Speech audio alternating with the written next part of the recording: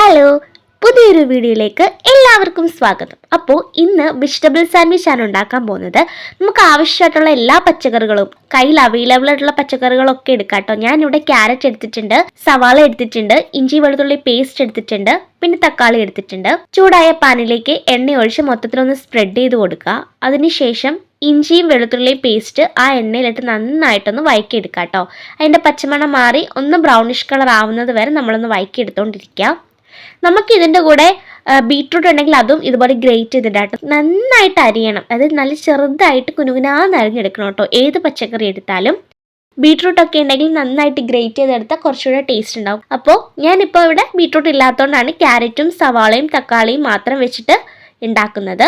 ഇഞ്ചി വെളുത്തുള്ളി പേസ്റ്റ് വഴങ്ങി വന്നതിന് ശേഷം നമുക്ക് സവാള ഇട്ട് കൊടുക്കാം കേട്ടോ. ആവശ്യത്തിന് ഉപ്പൂടി ഇട്ട് വേണം സവാള വഴക്കാൻ വേണ്ടിയിട്ട്.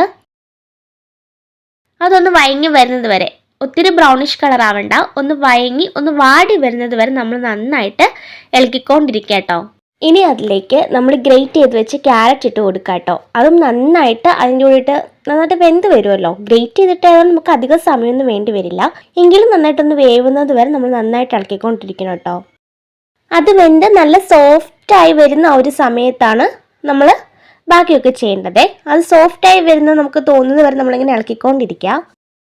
ഇനി നമുക്ക് കുറച്ച് ഉപ്പ് ഇട്ട് കൊടുക്കാം കേട്ടോ. കാരണം ഈ പച്ചക്കറി, അതായത് നമ്മുടെ സവാളയ്ക്കകത്തും ക്യാരറ്റിനകത്തൊക്കെ ഉപ്പ് വേണ്ടി വരുമല്ലോ. അതുകൊണ്ട് ആവശ്യത്തിന് ഉപ്പും കൂടി ഇട്ട് നന്നായിട്ടൊന്ന് ഇളക്കിക്കൊണ്ടിരിക്കുക.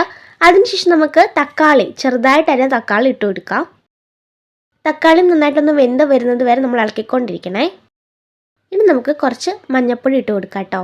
ഞാൻ കുറച്ച് മാത്രമേ മുളക് പൊടി ഇടുന്നുള്ളേ, കളറിന് വേണ്ടി മാത്രം. ഇനി നമുക്ക് അടുത്തതായിട്ട് വേണ്ട ഇൻഗ്രീഡിയൻ്റ് ആണ് ടൊമാറ്റോ സോസ്. ഞാനിവിടെ ഹാപ്പിയുടെ ടൊമാറ്റോ സോസ് ആണ് എടുത്തേക്കുന്നത്. അപ്പോൾ അത് നമ്മൾ ആവശ്യത്തിന് ഇട്ട് കൊടുക്കാം കേട്ടോ. സോസ് ഒത്തിരി ഇഷ്ടമുള്ളവരാണെങ്കിൽ നമുക്ക് അതനുസരിച്ച് ചേർക്കാം. അതല്ല ഇഷ്ടമില്ലാത്തവരാണെങ്കിൽ അതനുസരിച്ച് കുറച്ച് ചേർത്താൽ മതി കേട്ടോ. നമുക്ക് ഇത് ഇളക്കി മിക്സ് ചെയ്ത് കഴിയുന്ന സമയത്ത് അറിയാൻ പറ്റും അതൊരു ഏകദേശം കൺസിസ്റ്റൻസി ആയിട്ടുണ്ടോയെന്ന്. അപ്പോൾ എനിക്കത് തോന്നിയില്ലാത്തതുകൊണ്ട് ഞാൻ കുറച്ചുകൂടി സോസ് ഇതിൻ്റെ കൂടെ ആഡ് ചെയ്തിട്ടുണ്ട്. അപ്പം നിങ്ങൾക്കും അതേപോലെ അതനുസരിച്ചിട്ട് വേണം സോസ് ആഡ് ചെയ്ത് കൊടുക്കാം കേട്ടോ. ഇനി നമുക്ക് ഫ്ലെയിം ഓഫ് ചെയ്ത് വേറൊരു പാത്രത്തിലേക്ക് അത് മാറ്റി വയ്ക്കാം കേട്ടോ.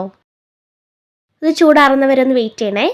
ഇനി നമുക്ക് ബ്രെഡിനകത്തോട്ട് നമ്മൾ എടുത്ത് വെച്ചേക്കുന്ന ആ ഒരു വെജിറ്റബിൾ ഉണ്ടല്ലോ, അത് അതിലേക്ക് വെച്ച് കൊടുക്കാം കേട്ടോ. നമ്മുടെ ആവശ്യത്തിന് വെച്ച് കൊടുക്കാം. ഒത്തിരി വേണമെന്നുണ്ടെങ്കിൽ അങ്ങനെ വെക്കാം, അതല്ല കുറച്ച് മാത്രം മതി എന്നാണെങ്കിൽ നമുക്ക് അങ്ങനെയും വെച്ച് ഫില്ല് ചെയ്ത് വെക്കാം കേട്ടോ.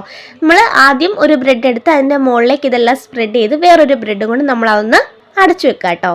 ഇനി നമ്മൾ ആ മസാല ഉണ്ടാക്കി അതേ പാനിൽ തന്നെ ഞാൻ കുറച്ച് ബട്ടർ തേച്ചിട്ട് അതിലേക്ക് ഈ ബ്രെഡ് ടോസ്റ്റ് ചെയ്യാൻ വെക്കുന്നുണ്ടേ. നമ്മൾ ആ ബട്ടറിൻ്റെ അടുത്തോട്ട് നീക്കി വെച്ച് കൊടുക്കണം കേട്ടോ. തിരിച്ചു മറിച്ചിട്ട് നമ്മൾ നന്നായിട്ടൊന്ന് ടോസ്റ്റ് ചെയ്തെടുക്കണം. ആ മസാല പോവാണ്ട് വേണം നമ്മൾ ചെയ്യാൻ വേണ്ടിയിട്ട് കേട്ടോ. പോവാണ്ട് നന്നായിട്ട് ശ്രദ്ധിക്കണേ. നമ്മളത് തിരിച്ചിടുന്ന സമയത്ത് അത് പോകാൻ നല്ല ചാൻസ് ഉണ്ട്. അപ്പോൾ അത് പോകാതെ നന്നായിട്ട് ശ്രദ്ധിച്ച് വേണം കേട്ടോ നമ്മളത് തിരിച്ചു മറിച്ചിടാൻ വേണ്ടിയിട്ട്. അത് റെഡി ആയിട്ടുണ്ട്. നമുക്കതൊരു വേറൊരു പ്ലേറ്റിലേക്ക് മാറ്റാം. ഞാൻ നന്നായിട്ട് മുറിച്ച് കാണിക്കാം കേട്ടോ. ആ ഫില്ലിങ്സ് ഒക്കെ വെച്ചിട്ട് നല്ല ഭംഗിയാണ് കാണാനും, അതേപോലെ നല്ല ടേസ്റ്റുമാണ് കേട്ടോ കഴിക്കാൻ വേണ്ടിയിട്ട്. കണ്ടോ, ആ ഫില്ലിങ്സ് ഒക്കെ അതിൽ നന്നായിട്ട് ഒട്ടിപ്പിടിച്ചിരിക്കണ പോലെ ഇല്ലേ.